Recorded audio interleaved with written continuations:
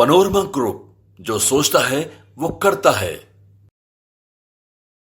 नमस्कार, भारत लाइव पे आप सभी दर्शकों का बहुत बहुत स्वागत है। बिहार एनडीए में मामला सीटों को लेकर के सुलझता हुआ नजर आ रहा है।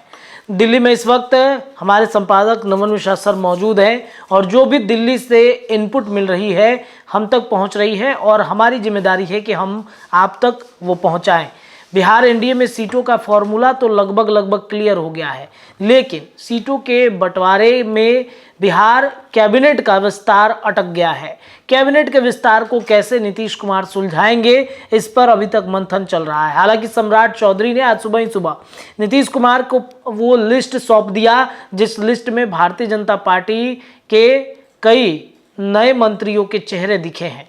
भारतीय जनता पार्टी के साथ साथ एनडीए गठबंधन में शामिल जो दल हैं उनके लिए भी बड़ी खुशखबरी ये है कि नीतीश कुमार या भारतीय जनता पार्टी कुछ चौंकाने वाला फैसला ले सकती है। बीजेपी के कुछ चेहरे रिपीट हो रहे हैं तो कुछ नए लोगों को मौका मिलेगा।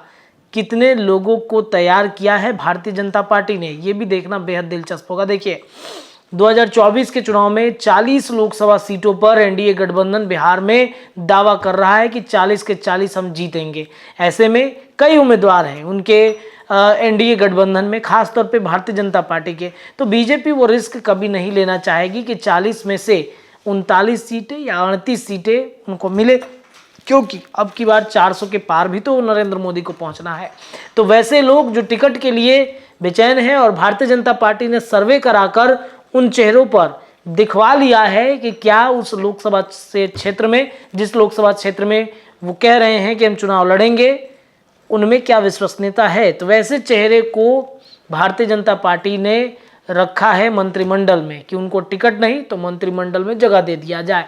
कई चौंकाने वाले नाम हैं, उनमें से नाम एनडीए गठबंधन में रालोजपा का सबसे ज्यादा चल रहा है। चिराग पासवान की कुछ दिन पहले चर्चा हो रही थी, लेकिन चिराग पासवान ने इस पूरे मामले को निपटा दिया।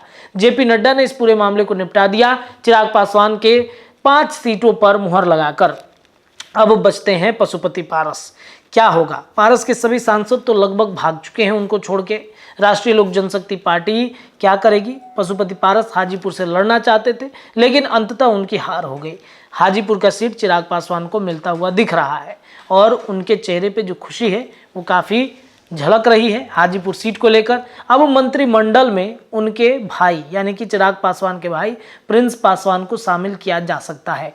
वहीं ऑफर राज्यपाल को लेकर के भी बनी है कि राज्यपाल पारस जो हैं वो बनेंगे। हालांकि इस फैसले पर पारस ने ऑफर को ठुकरा दिया है, ये चर्चाएं चल रही हैं। प्रिंस पासवान का भी ट्वीट आ चुका है इस पूरे प्रकरण पर कि भाई हम तो रहेंगे एनडीए गठबंधन में ही। यानी कि अब मामला पूरी तरीके से फिट है, विवाद कहीं पे भी कोई उत्पन्न नहीं है। जीतन राम मांझी को भी सम्राट चौधरी ने मना लिया और अंततः भारतीय जनता पार्टी ने पूरा जो मामला फंसा था, जो पेच फंसा था, उस पेच को सुलझा लिया है। देखिए, एनडीए गठबंधन में जो कैबिनेट विस्तार को लेकर के बात चल रही है, उस कैबिनेट में किसको कितना मिलेगा, तो कल 11 बजे मंत्रिमंडल का विस्तार होगा। सम्राट ने लिस्ट आज ही मुख्यमंत्री को सौंप दिया है और जदयू से 9 और भाजपा से 12+1 प्रिंस पासवान मंत्रिमंडल में शामिल होंगे। 12+1 कौन हो सकता है?